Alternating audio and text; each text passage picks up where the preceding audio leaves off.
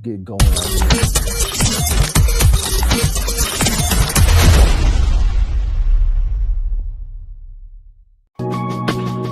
Clutch Sports Talk. Let's go.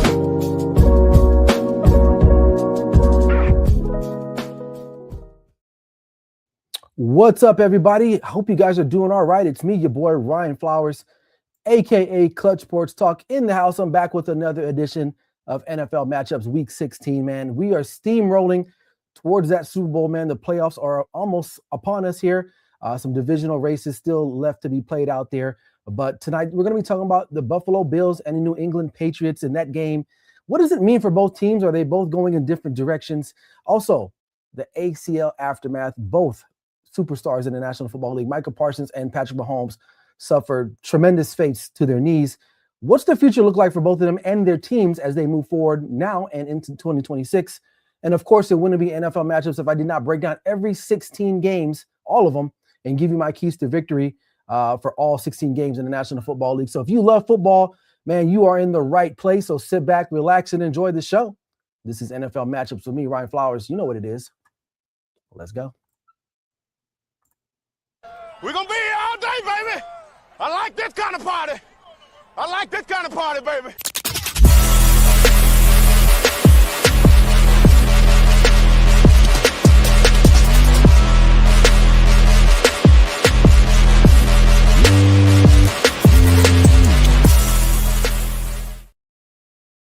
All right, welcome back in, man. Hope you guys are doing all right, man. If you're watching live right now on YouTube, Facebook, man, hey, drop a like, drop a comment, subscribe to the channel as much as possible. And if you're watching me live right here on TikTok, man, sit tight, man. We got a great show in store for you guys this evening. We're going to be talking about the Buffalo Bills, New England Patriots, Patrick Mahomes, Micah Parsons, Packers and Chiefs. What does it mean for all of them? And of course, breaking down every game in the National Football League as we gear up for Week 16. So, and if you're watching on TikTok, man, make sure you guys get those likes up, man. Let's get those likes up early and often. And if you got those gifts, man, I appreciate you guys out there. And I'll be trying to read comments from all over. But again, welcome to the show, NFL Matchups, Week 16 with me, your boy, Ryan Flowers. Before we move on, man, also check me out on the Grid Network as well. We have a bunch of other content creators that are doing their thing right there. Check it out below on the Grid Network, as well as on TikTok too. You can search the Grid Network and get it going from there too. So hope you guys are doing great on this Tuesday evening. I'm live from Las Vegas, man. Wherever you guys are from, appreciate you guys for stopping by and making me a part of your evening. So let's just get straight into the show, man. Let's talk about the Buffalo Bills. What a defining moment it was for them, or was it just survival, right? So the Buffalo Bills, as we all know, they were literally on the cusp of losing the AFC East through the hands of the New England Patriots this Sunday. They had to go on the road, and it did not look good for them from the start. They spotted them like 20-something points, and then they miraculously came back. But I would say miraculously, I think it was a little bit on time, right? Of course, with their MVP, Josh Allen. He stormed them back, got the victory, staved off elimination in regards to the AFC East. Now, the New England Patriots still have an opportunity to get things done next week against the Baltimore Ravens on Sunday Night Football. But the Bills have split the season series, and now it's up for grabs. So what I want to talk about a little bit is that I am not a big fan of the Buffalo Bills. I will say that. But that was a win that might have just saved their season. It might have catapulted them into the Super Bowl, right? With the Chiefs not being in the playoffs anymore, the AFC is wide open. It's wide open. And the fact that they had the mental aptitude, the mental toughness to get the job done. How many of us were watching that game and was considering, well, you know what, man, they're just getting blown out. This game's over. The Patriots are going to be having their T-shirt and hat party in the locker room at Gillette Stadium, being crowned AFC East champions. And then the Bills said, nah, we're good. We're going to stick by this and we're going to get the job done. And they did that, right?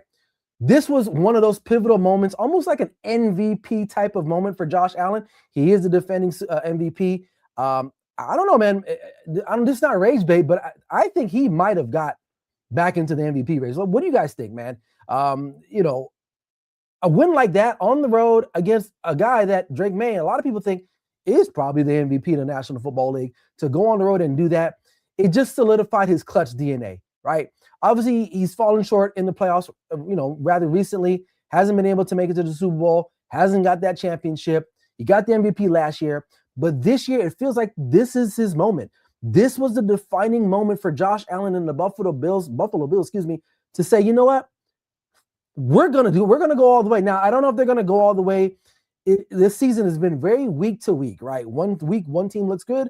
Another week, team looks suspect. So we don't really know, right? But put all that aside, this was a tremendous effort by the team, but not only a team, Josh Allen. Like, he gained my respect tremendously after that come from behind win.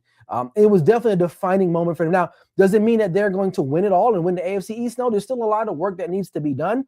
They still got to go past with it. I believe they got the Browns coming up. And then, of course, the Patriots have the Ravens on the road on Sunday Night Football. But it's definitely one of those monumental moments in Buffalo Bills history that I think might propel them from now maybe till February when we get to the Super Bowl. Now, let's look on the flip side of things. The Patriots, after that loss, are they in trouble?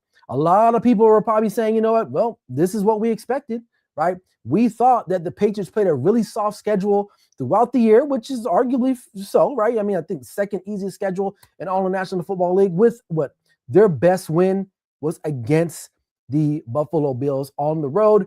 But listen, I'm not going to take away too much from the Patriots. When you do watch them, they have an identity. They have a plan. Drake May's a really good young player.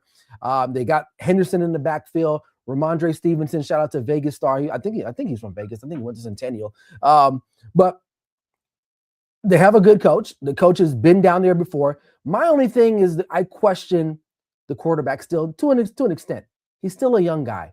And for all of us who have been watching football, I'm 41 years old. I've been watching football quite some time. And the playoffs are where quarterbacks are forged. Legendary quarterbacks are forged, right? Regular seasons, man, we've seen it from time and time again. Guys like Lamar Jackson, you can throw even Josh Allen in that list there. They do great in the regular season, but when it comes to the playoffs, when it comes to crunch time, can you get the job done? It's still out there. I don't know. I don't know if they're going to be able to do that. The talent gap is not that different between the Buffalo Bills and the New England Patriots. In my estimation, I think they're almost right there. Coaching is almost there, similar in that regard too. But the big question at the end of the day, will they be able to gather whatever experience that they do have with a young team, right? I mean, you look at their team, especially with the quarterback position, it's very young, right? But your most veteran guy is like a Robert Spillane, Stephon Diggs. There's other guys on that team, but really where it matters most, your quarterback play, your quarterback and Drake May, will he have enough in the tank? And I think that's what makes the AFC so wide open, is that when you look at all the teams like the Broncos, the Patriots, two young quarterbacks, and then you got the Bills, who has the most seasoned quarterback, I believe, in Josh Allen, who's a defending, reigning MVP. You got to give him a slight edge. And doesn't mean that these teams are any less than the Buffalo Bills, but I will say I will give them the slight edge just because of quarterback play. If you guys watch football for the amount of football that I've seen in my lifetime, you already know, man, quarterbacks are where it happens at. That's where the magic happens. Most teams will win because of their quarterback play. Now, I get it. You may have cameos from your defense or some other players, but really the quarterbacks is what gets it done when it comes to the Super Bowl, right? You look at guys like Mahomes. You look at Brady back in the day, right? These are the guys that are getting it done in crunch time. And will the Patriots be able to conjure up that magic with their guy in Drake May? So what do you guys think? Let me know in the comment section. Are the Buffalo Bills on the trajectory to winning a Super Bowl? Or was that win this past weekend just maybe an overreaction by myself and the rest of the media in the National Football League? And on TikTok, man, let's keep it going, man. Let's get the lives going. The likes up. I want to get up to 300 here in the next 5 minutes or so. Let's get that going in. We got some comments already here from YouTube. My boy Bennett. He says, good afternoon, Ryan. He says, Bills are winning the Super Bowl right now. Once they get to mid-January, we will see the real Bills show up and disappoint yet again. So he has no faith in the Bills whatsoever. Oh, here's this guy again. CJ Smooth, he says, yo, bro, go Birds. And those stupid eagle emojis. I know he's giggling right now back at home. And he says, Josh Allen is the MVP, most vulnerable in postseason. All right, Ben, coming in hot, man. He's got the jokes this evening. And here goes CJ. Those damn Eagles. We'll talk about them later on. All right. Moving on, let's talk about the aftermath of two prominent ACLs being torn this past week in Week 15 of National Football League. Patrick Mahomes goes down late in the fourth quarter against the LA Chargers, and Micah Parsons also late in that game against the Denver Broncos. So let's start with Patrick Mahomes, right? It's pretty serious if you're a Chiefs fan. I've only known of like really one guy in my lifetime that has recovered from an ACL really quickly, and that's Adrian Peterson. Like he recovered in like a weekend. It seems like. For those who don't know, Adrian Peterson, Hall of Fame running back from the Minnesota Vikings, was a specimen. He did. I want to say he did tear his ACL and was back by like week 1 in National Football League like the next year, something crazy like that. Now, Patrick Mahomes, listen, it's going to take a lot for him to come back. Like the last couple of years have not been great. I know they've won a Super Bowl in that time span, but it has not looked good. At least last year and the last year and going into this year has not been good. He has not looked like the Patrick Mahomes that we've come to know, or at least we've seen in the last 10 years or so.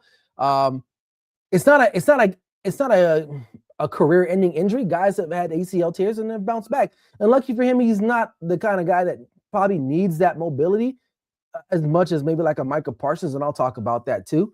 But it's definitely a shift for him because he's used to being on top. And this season was really circling the drain. It finally came to an end, a sad culmination this past Sunday with him tearing his ACL. Not what you want to see, especially when you talk about one of the greatest players in the history of the National Football League to go down like that. And what does that mean for him next year? It's a 8 to 9 month recovery from what I understand, the research that I've done. So that puts him maybe, depending on if that swelling has gone down, if they can get in and do the surgery, September, October, maybe November at the earliest, October maybe at the earliest, November the latest, I mean.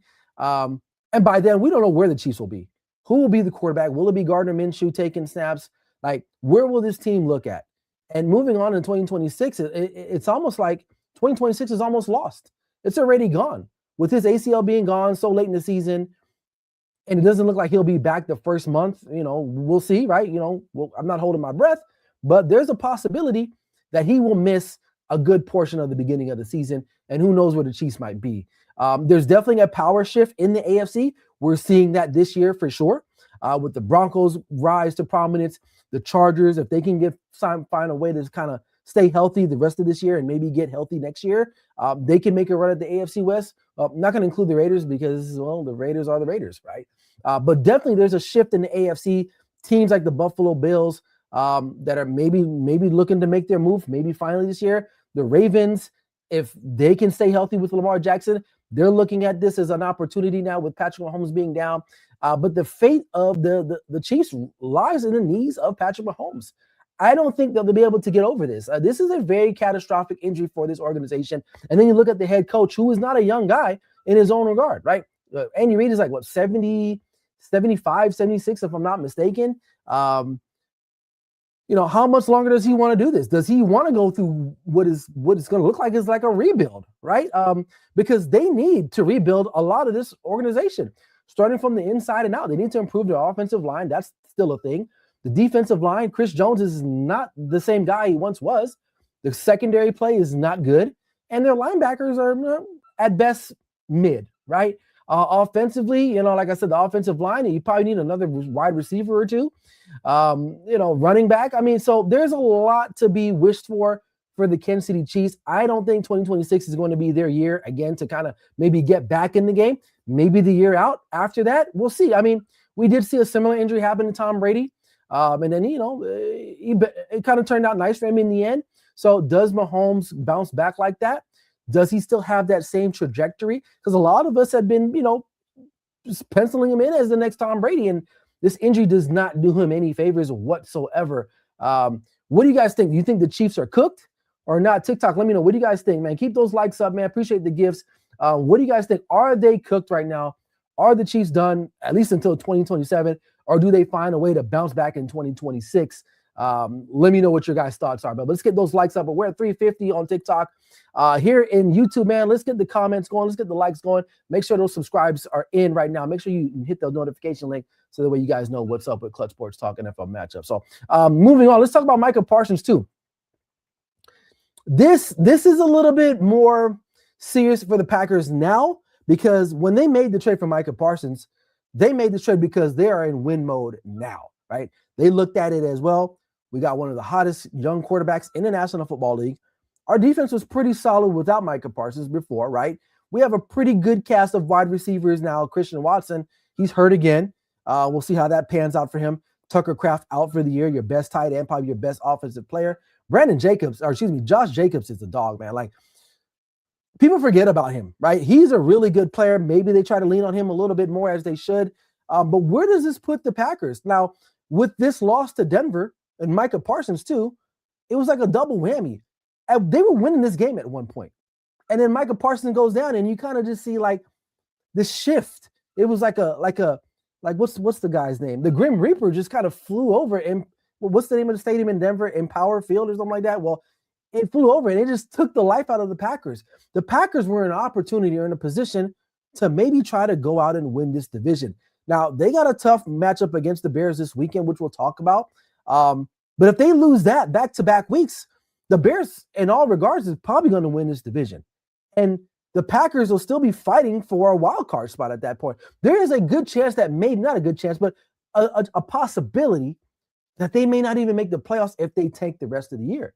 And that's not what you want as a Packers fan, because you made the trade for Micah Parsons, and now you're like, well, shit, we're screwed now. Like, what are we going to do without Micah Parsons leading that defense, right? So let's talk about him. A disclaimer here, not a fan of Micah Parsons. I think he's a generational talent. Don't get me wrong. Didn't like the fit in Dallas. Just didn't like it. I was okay with the trade. Just being up front on that. Wasn't a fan of him being there. I thought both teams got what they needed out of that trade.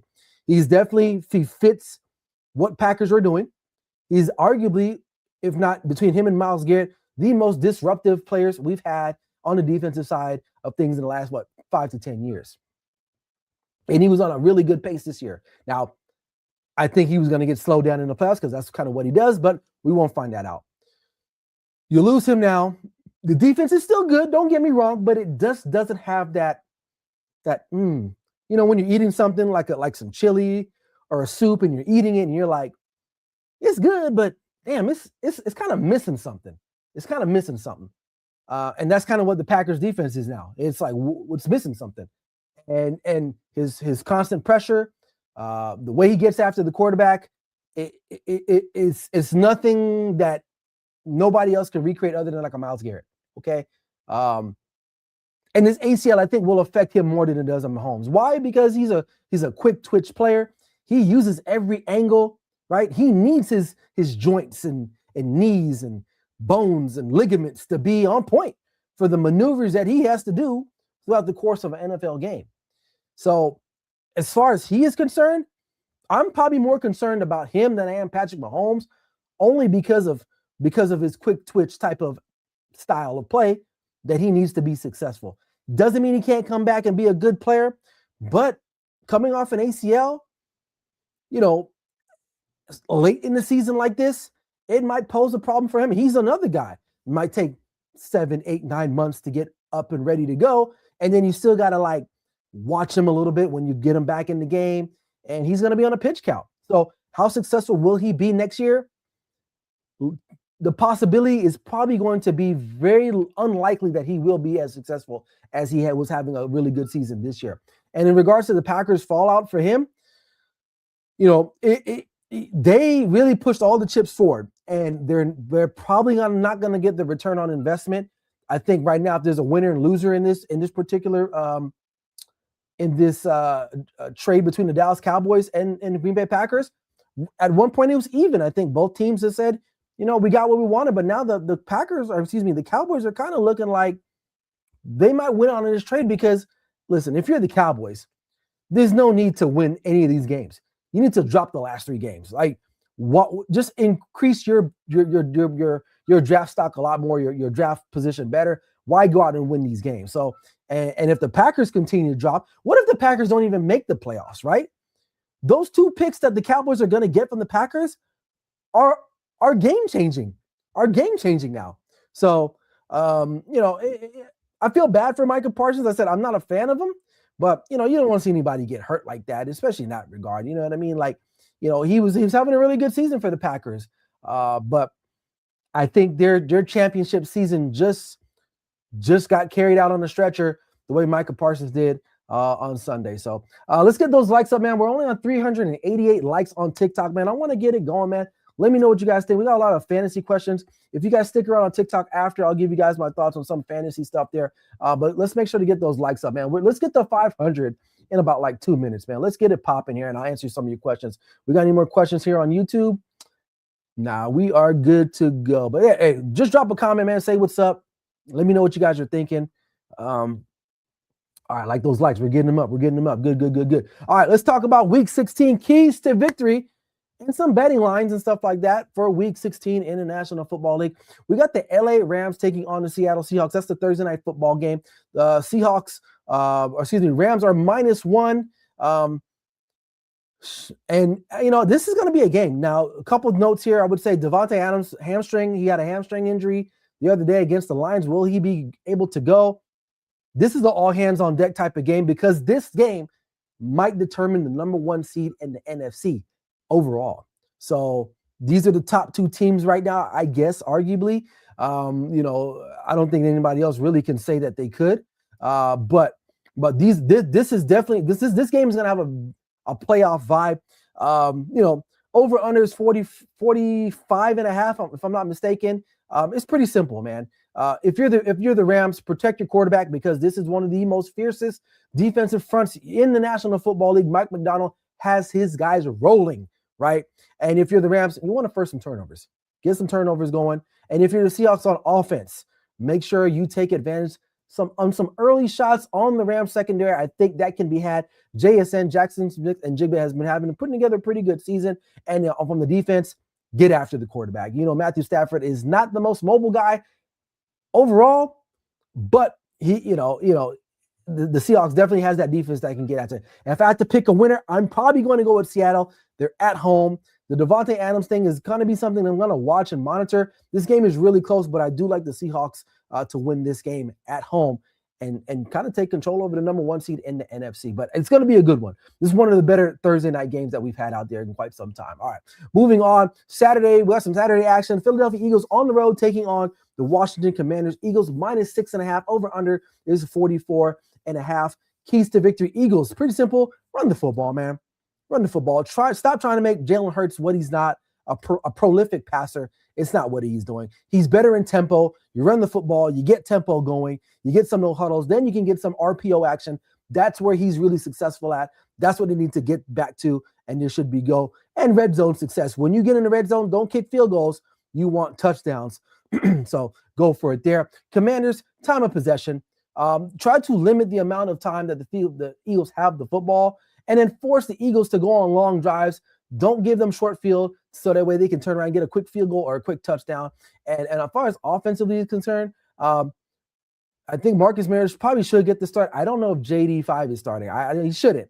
Marcus Mariota is very capable, especially because Eagles have been very vulnerable at this point. This game, I think, is a little closer than what is expected. I watched the Commanders at +6.5.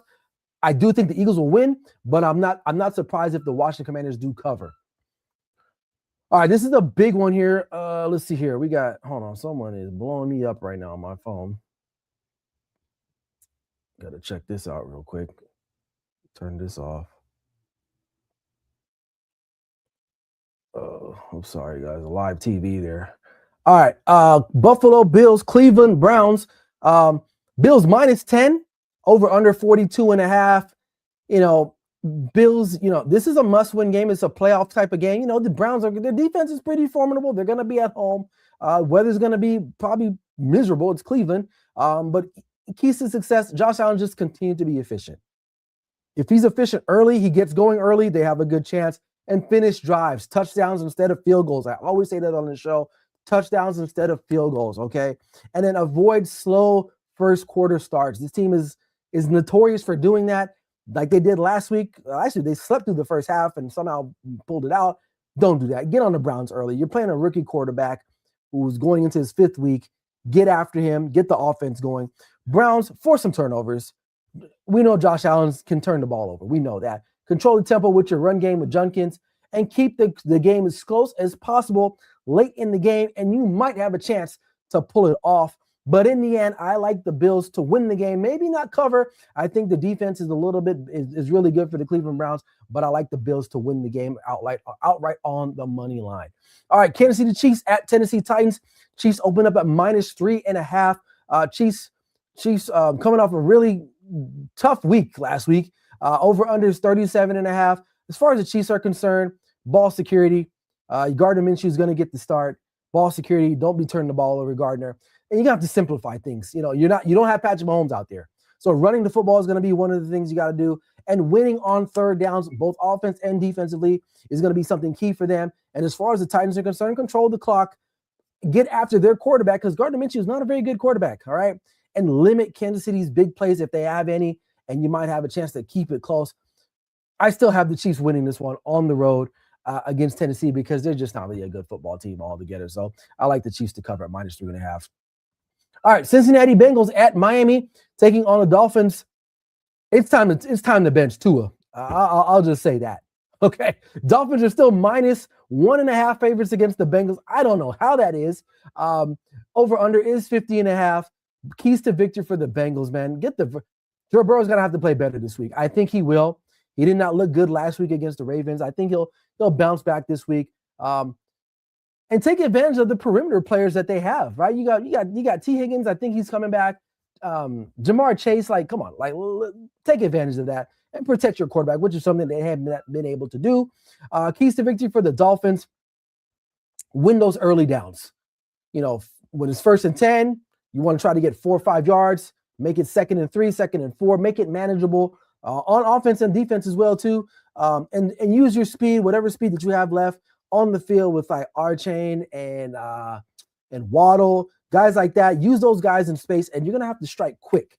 The faster you can get up on this Bengals defense, the better it is for Miami. You are at home, so that's a plus. You're not playing in the cold. But in the end, I kind of like the Bengals because of the quarterback play. I am big on quarterback play. So I like the Bengals to win that game. All right, what do you guys think so far? TikTok, what's up, man? Let me know what you guys got going on. Let's get those likes up, man. Let's get up to 1,000 here in the next couple of minutes, man. Let's get it popping. All right, New York Jets at New Orleans Saints. Saints pretty good win last week against their rivals in the Carolina Panthers. Saints open up at -4.5 at home. Over under is 40.5. Jets, defensive pressure, man. They just got rid of their defensive coordinator. What's his name? He's garbage. So I forgot his name off the top of my head, but he's garbage. I don't even know why he was the coordinator in the first place. But as far as offense is concerned, short rhythm.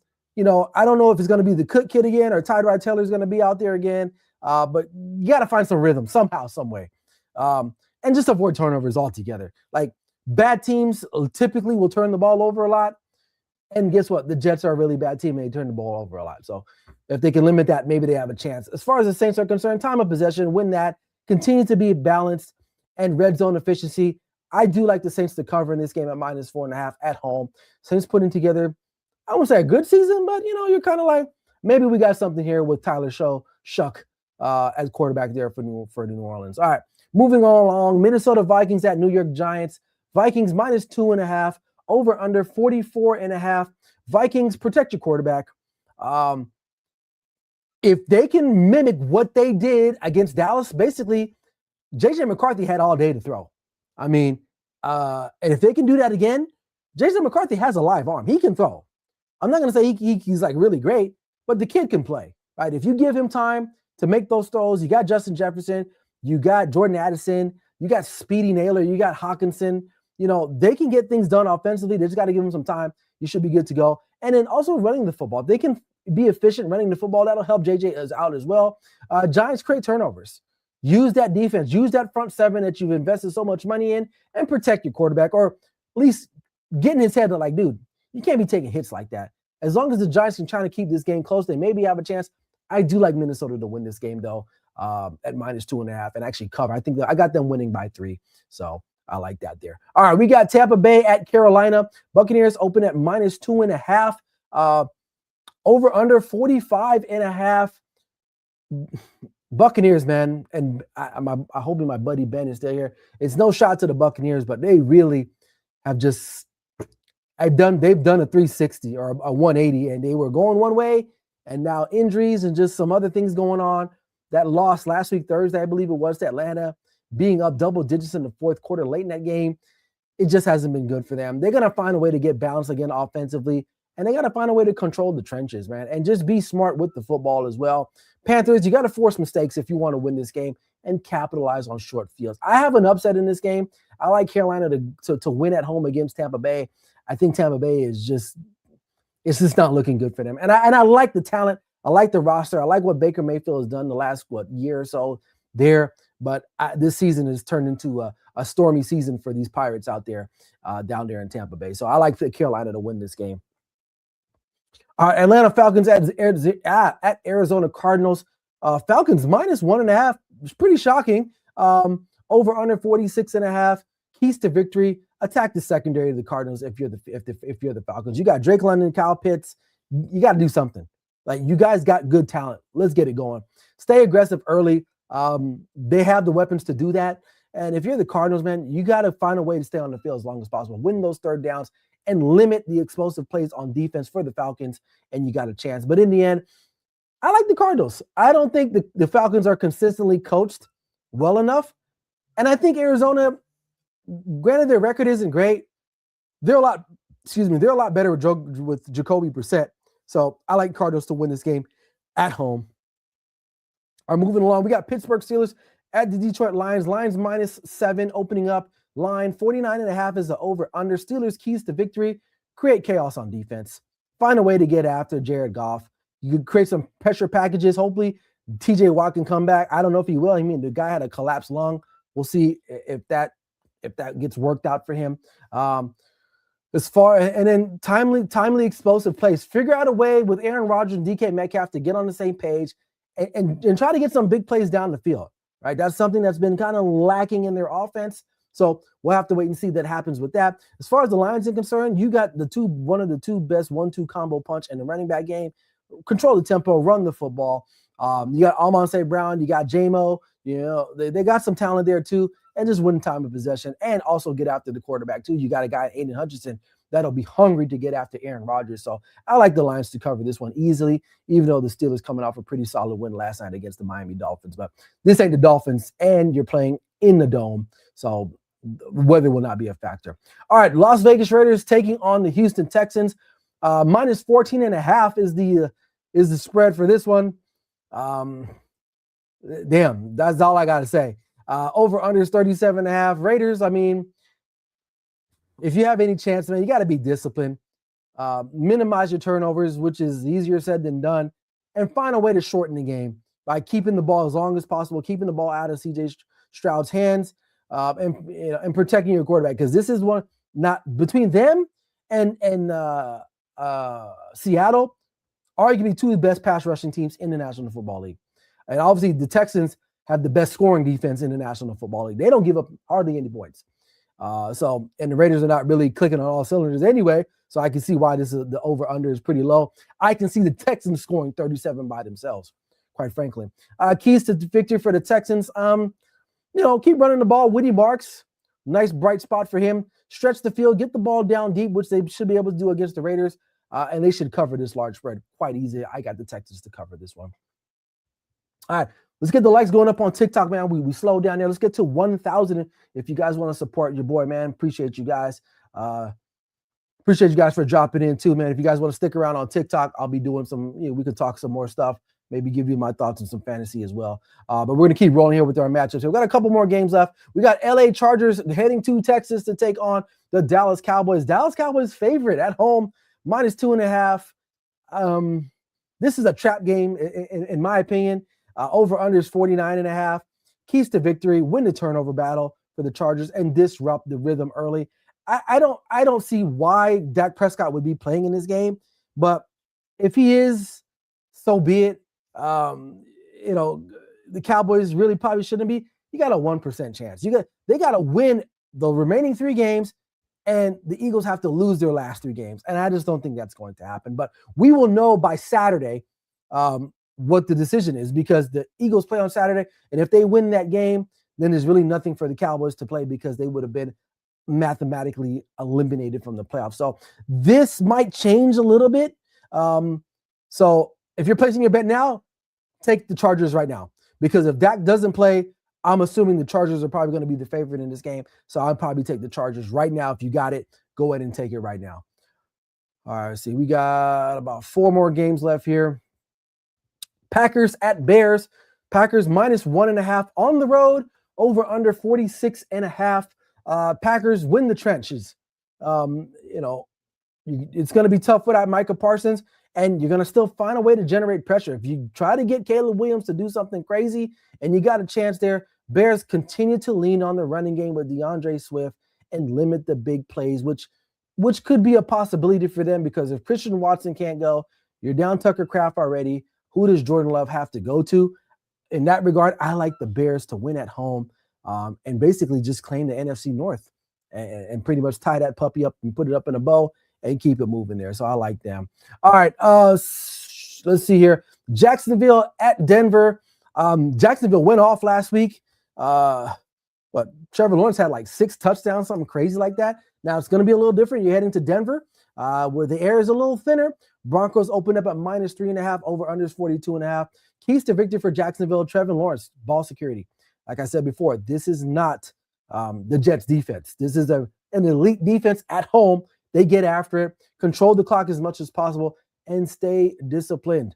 Broncos, exploit your mismatches. Obviously, you have a mismatch there on defense. Your defense can get after this Jacksonville Jaguars team and stay balanced on offense. If Bo Nix can just continue to be consistent, the Broncos will be dangerous. I like Denver at home, though. I just like the home field advantage for them. If this game was in Jacksonville, I might have been persuaded to go with Jags, but I like Denver at home. All right, and a big one, Sunday Night Football. Patriots on the road taking on the Baltimore Ravens at -3, over under 48.5. Patriots, keys to victory. Be disciplined. Be disciplined. No offsides, those stupid penalties, things that you can avoid. Win field position and eliminate explosive plays that the Ravens can still do. They got guys like Zay Flowers. If Lamar Jackson decides to turn it on, they can do that. Even Derrick Henry can rumble, 50, 40, 50 plus, 60, 70 plus yards. They got explosive players that can do so. So you want to limit that. If you're the Ravens, run the ball, control the clock, and protect your quarterback. And you need to dominate time of possession. The more you keep the ball, you keep it out of the hands of the young stud and Drake May, and you got a chance to win this game. Your defense has been playing better. This is going to be a close game. I like the Ravens to win this game at home on Sunday Night Football. This is a true test for the New England Patriots. If they really want it, they got to come get it. But I like the Ravens in this game. And finally, San Francisco 49ers at Indy. For Monday Night Football, the spread is -5.5 for the 49ers. Over under is 46.5. I guess Phillip Rivers is going to get the start still. That's crazy to me. But the 49ers, despite not having their best players on the field, you still got 2 good guys in George Kittle and CMC. Defensively, Robert Saleh. If there was an award for like defensive coordinator of the year, it's probably between him and Brian Flores. I'm probably going with him just because of the lack of superstar power that he has not had the opportunity to have on his team. He's still getting it done. 49ers, man, win the turnover margin, be efficient in the running attack, and that should be good enough.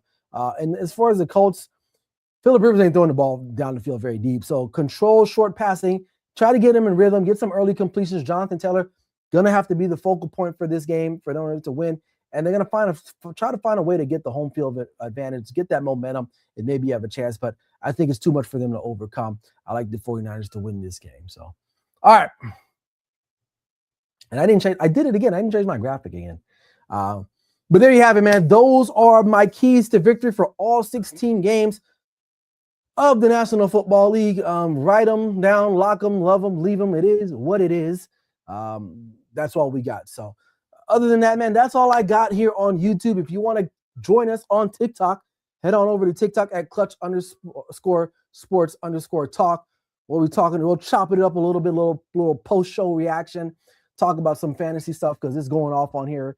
We got to get those likes up, man. If you guys want to stay on here, we got to get those likes up. We're only at 636. I want to get to 1,000 before I wrap this show up. Can we do that, TikTok? Let's see if we can do that. So other than that, man, thank you guys for watching. Shout out to my boy Ben and CJ Smooth. Everyone that watched and didn't comment, appreciate you too as well. It's always an honor to come on here and do this show for you guys. I will be back next week, Tuesday, as usual here for NFL matchups. Until next time, everybody, enjoy yourself. Have a wonderful rest of your week. This is your boy, Ryan Flowers, a.k.a. Clutch Sports Talk. Like I always say, never settle till the work is done. We'll see you guys next week. Peace. Clutch Sports Talk. Let's go.